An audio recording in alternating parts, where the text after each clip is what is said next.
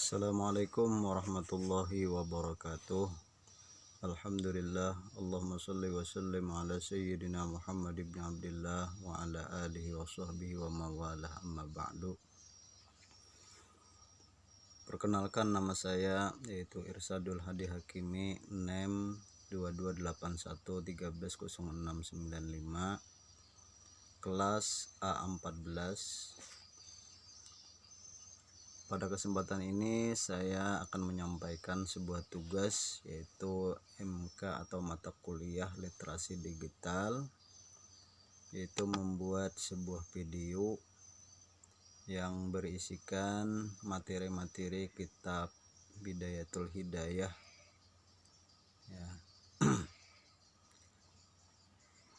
Yang mana menjelaskan bagaimana praktik menggunakan aplikasi digital kitab kuning seperti Maktabah Syamilah. Aplikasi Maktabah Syamilah merupakan sebuah perangkat lunak yang menyimpan banyak sekali sumber kajian Islam, sebuah perpustakaan komprehensif yang menyediakan ratusan bahkan ribuan bahan-bahan kajian juga penelitian.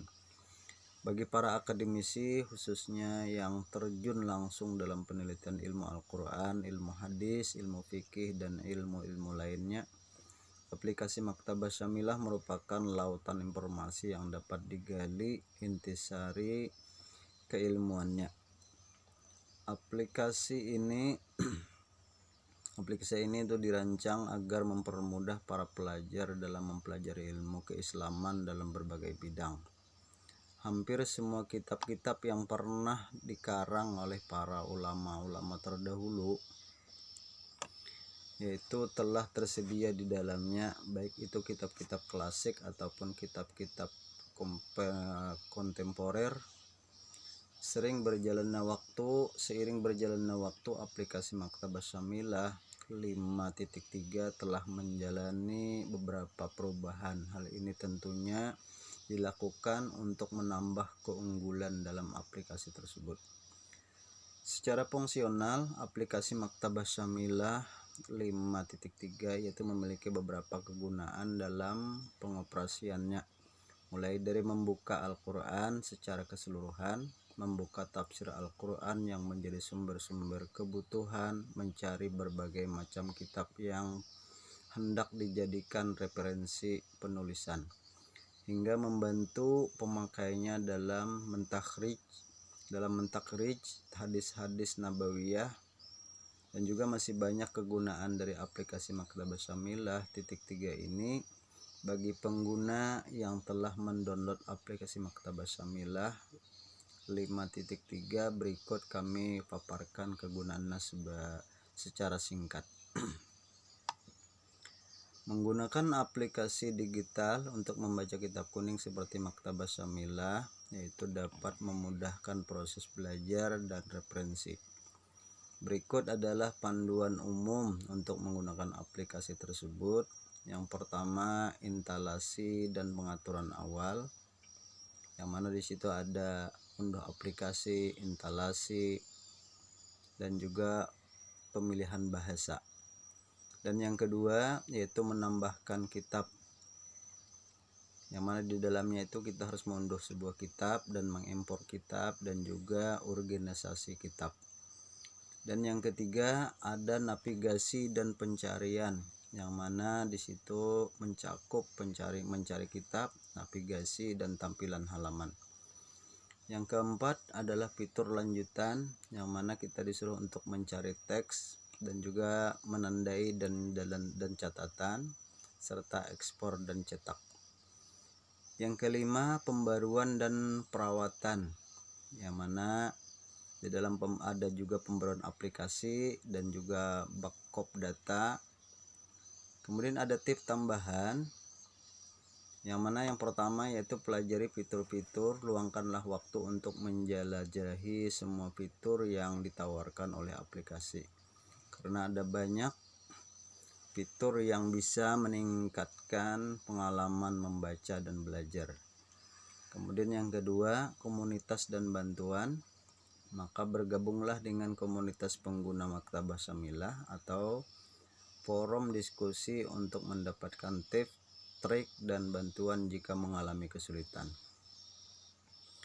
Maka dengan mengikuti panduan ini, Anda dapat memanfaatkan aplikasi Maktabah Syamilah secara efektif untuk belajar dan membaca kitab kuning secara digital. Kemudian bagian B, yaitu kajian kitab bagian taat kepada Allah yang berisikan adab bangun tidur dan adab masuk kamar mandi. Yang pertama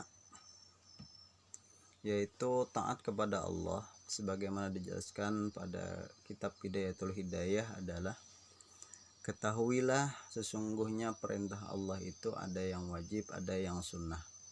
Perintah Allah yang wajib itu ibarat kapital modal perdagangan. Dengan adanya modal inilah perdagangan dapat berjalan. Maksudnya, dengan menjalankan perintah wajib inilah akan selamat terhindar dari siksaan. Sedangkan perintah yang sunnah itu ibarat keuntungan, yaitu dengan keuntungan ini dapat diperoleh beberapa derajat kelebihan. Maksudnya dengan menjalankan perintah sunnah ini, kesenangan dan kebahagiaan dapat dicapai dengan berhasil.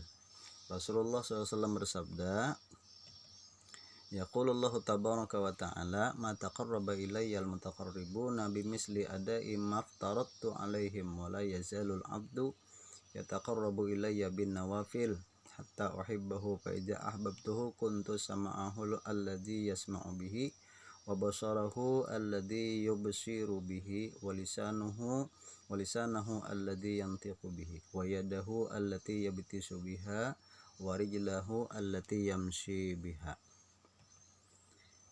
Yang artinya Allah Subhanahu wa ta'ala telah berfirman dalam hadis kudusi, orang-orang yang berusaha mendekat kepadaku itu tidaklah dapat berhasil kecuali dengan melakukan pekerjaan-pekerjaan seperti yang telah aku wajibkan. Seorang hamba secara terus-menerus mendekatkan diri kepadaku dengan menjalankan pekerjaan-pekerjaan yang sunnah. Sesudah menjalankan yang wajib, pasti aku mencintainya. Apabila aku telah mencintainya salah seorang hambaku, maka aku menjadi pendengarnya, penglihatannya, dan juga ucapannya, tangannya yang dibuat menyentuh, dan juga kakinya yang dipakai itu untuk berjalan. Wahai orang yang menuntut ilmu, engkau tidak akan dapat melaksanakan perintah Allah kecuali dengan menyadarkan hati dan seluruh anggota tubuh setiap saat mulai dari pagi hingga sore agar senantiasa bersama dengan Allah. Ketahuilah bahwa Allah Subhanahu wa ta'ala itu Maha mengetahui hatimu, mengawasi zahir dan batinmu, mengetahui gerak langkahmu baik ketika bersama orang banyak maupun ketika sendirian. Pendeknya, dalam keadaan apapun engkau selalu diawasi oleh Allah. Semua yang ada di langit dan di bumi, baik yang bergerak maupun yang tidak bergerak, itu tidak bisa lepas dari perhatian Allah. Allah berfirman, ya'lamu kha'inatal a'yuni wa ma nukhfis sudur. Dan Dia Allah mengetahui pandangan mata yang khianat dan apa yang disembunyikan oleh hati. Kemudian dalam firman lain juga Allah berfirman, fa innahu ya'lamu sirra wa akhfa. Sesungguhnya Allah mengetahui rahasia yang lebih tersembunyi. Apabila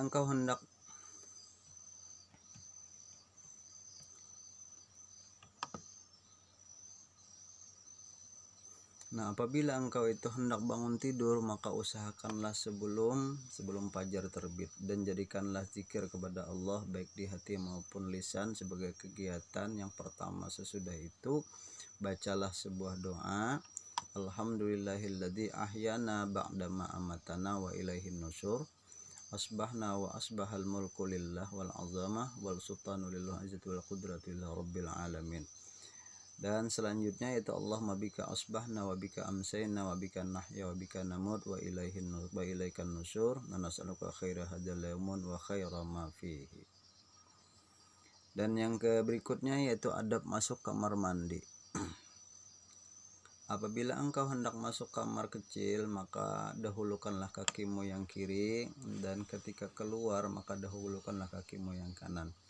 Janganlah engkau membawa apa saja yang terdapat tulisan nama Allah dan nama Rasulullah, dan janganlah kamu masuk kamar kecil dengan kepala terbuka atau telanjang kaki atau tidak memakai alas kaki. Kemudian ketika memasukinya hendaklah membaca sebuah doa, itu bismillah a'udzubillahi minarrijsin najisil khabisi al-mukhbisi syaitanir rajim. Dan ketika engkau hendak keluar, maka bacalah ghufranakal hamdu lillahilladzi azhaba anni ma yu'zini wa abqa alayya ma yanfa'uni. Kemudian seyogianya engkau menyiapkan terlebih dahulu segala yang diperlukan untuk istinja. Sebelum engkau buang air, hindarilah beristinja dengan air di tempat buang air. Engkau hendaknya menuntaskan kencing dengan cara berdehem dan melurut kemaluan bagian bawah, itu dengan jari-jari kaki yang kiri. Dan membersihkan atau mensucikan tempat keluarnya kotoran itu hukumnya wajib, yaitu pada ketika istinja harus menggunakan yaitu tangan kiri. Sesudah itu bacalah Allahumma tahhir qalbi minan nifaqi wa hassin farji minal fawahishi. Kemudian yang keempat, adab wudhu dan adab mandi jenabat. Yang pertama yaitu adab wudhu. Apabila engkau telah selesai istinja, maka janganlah meninggalkan bersiwak, sebab bersiwak itu dapat membersihkan mulut, menyenangkan Allah dan membencikan setan. 1 kali sholat dengan bersiwak lebih utama daripada 70 kali sholat tanpa bersiwak. Sebagaimana Rasulullah SAW bersabda, as-siwaku mutharatun lil fami wa mardatun lil rabbi wa maskhatatun lisyaitan. Siwak itu mensucikan mulut dan menyebabkan turunnya ridha Allah dan menyebabkan marahnya setan. Kemudian lagi di hadis lain Rasulullah bersabda, salatun bisiwakin afdalu min sab'ina salatan bila siwak. Kemudian ada lagi hadis lain, laula an asyqa ala ummati la amartuhum bisiwaki fi kulli shalah. Kemudian ada di hadis lain juga Rasulullah bersabda, umirtu bisiwak hatta khasyitu ayyaktuba alayya. Aku telah diperintah oleh Allah agar bersiwak sehingga aku khawatir siwak itu akan diwajibkan kepadaku. Sesudah engkau bersiwak atau menggosok gigi, maka duduklah dengan menghadap kiblat di tempat yang sedikit tinggi agar engkau tidak terkena percikan air yang jatuh ke tanah. Lalu engkau baca bismillahirrahmanirrahim, Rabbi a'udzubika min hamazati syayatin wa a'udzubika Rabbi ayyahdurun. Kemudian basuhlah kedua tanganmu sebelum memasukkan ke dalam wadah tempat air wudhu dan bacalah Allahumma inni as'alukal yumna wal barakata wa a'udzubika minasy-syu'mi wal halakah.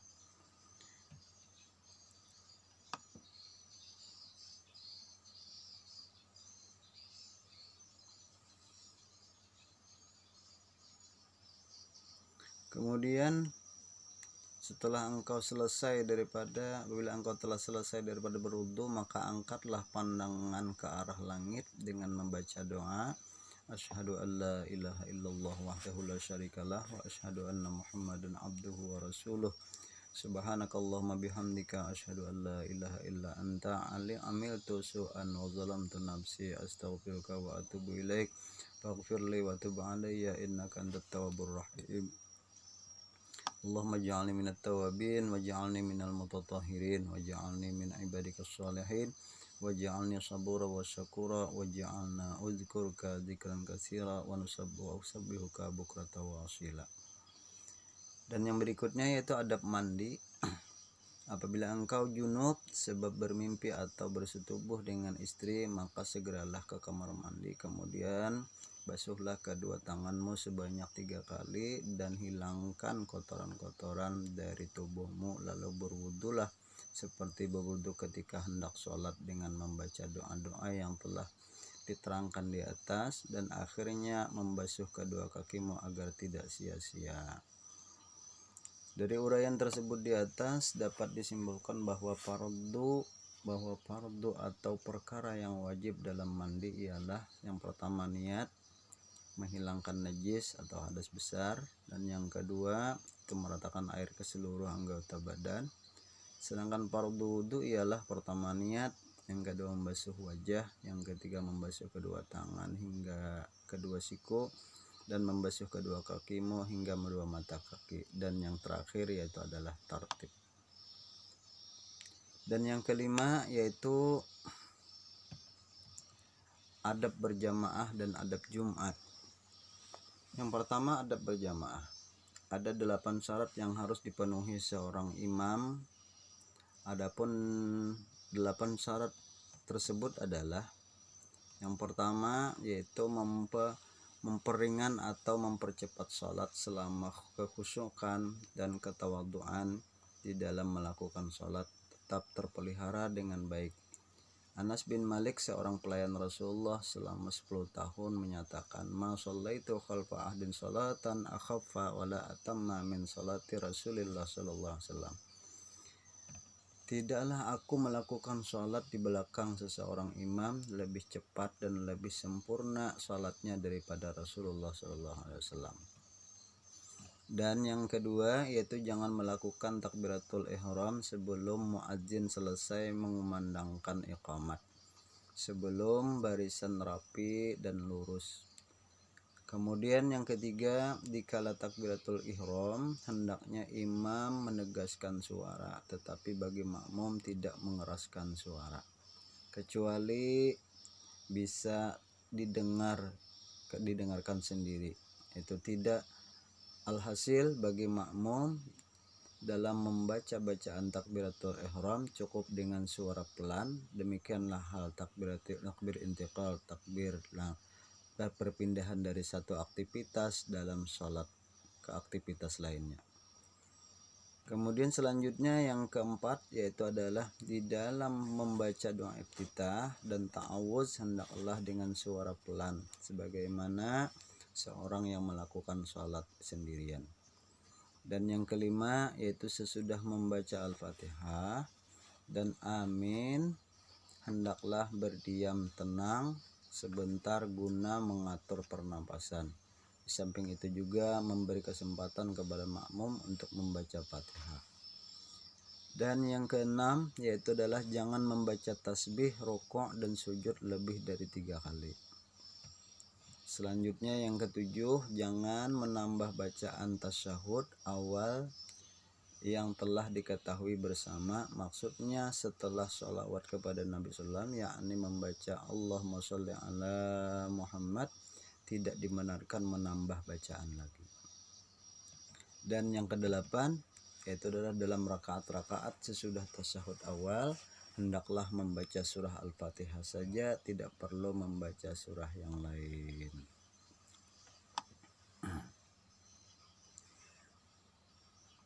Kemudian yang kedua yaitu adab Jumat. Hari Jumat merupakan hari besar bagi kaum muslimin, terutama bagi umat Nabi Muhammad SAW. Allah Subhanahu wa Ta'ala telah memberikan saat mustajab yang dirahasiakan pada hari itu. Bila kaum muslimin mengajukan permohonan doa, pada saat itu akan dikabulkan Allah. Waktu tersebut khusus diturunkan Allah pada hari Jumat. Adapun adab kesopanan di hari Jumat ada 7. Yang pertama yaitu bersiap siaga, berkemas mulai hari Kamis untuk menyambut datangnya hari Jumat dengan membersihkan pakaian, memakai wangi-wangian dan menyediakannya apabila kebetulan habis. Dan yang kedua yaitu jika fajar subuh telah menyingsing, berniatlah mandi sunnah untuk menyambut sholat Jumat. Sebab mandi Jumat Caranya seperti mandi wajib merupakan sunnah muakkad. Sunnah muakkad hukumnya bagi setiap orang yang telah baligh. Dan yang ketiga, berhiaslah dengan mengenakan pakaian yang serba putih, sebab warna putih sangat dicintai Allah Subhanahu wa taala. Dan yang keempat, yaitu setelah itu pergilah ke masjid pada permulaan awal waktu dengan berjalan pelan, jangan tergesa-gesa, sebagaimana Rasulullah SAW telah bersabda, man raha ila jum'ati fi sa'atil ula faka'annama qarraba badnatan, wa man raha fi sa'ati tsaniyah faka'annama qarraba baqarah, wa man raha fi sa'ati tsalisah faka'annama qarraba kabsan aqrana, wa man raha bi sa'atir rabi'ah faka'annama qarraba dajajatan, wa man raha bi sa'atil khamisah faka'annama qarraba baydatan fa idza kharajal imamu tuwiyat suhubu wa rufi'at al-qalamu wajtama'atil malaikatu indal mimbar yastami'una dzikra. Kemudian yang berikutnya, apabila seorang telah memasuki masjid, maka carilah shaf barisan yang paling awal atau paling depan. Kemudian berikutnya, apabila para jemaah telah banyak yang datang dan telah mengambil tempat masing-masing, jangan membelakangi, jangan melangkahkan kaki guna mendapatkan shaf awal melewati barisan mereka. Yang terakhir, janganlah berjalan di muka orang yang sedang sholat. Carilah tempat yang aman dari gangguan orang yang lewat dikala sedang sholat. Kemudian yang keenam, yaitu menjaga anggota tubuh dari maksiat. Renungkanlah seluruh anggota badan kita kelak akan menjadi saksi yang tidak akan bohong dan akan mengadukan segala yang kita perbuat dipandang mahsyar, yaitu mahkamah hari kiamat, dengan suara yang lantang, kritis serta benar.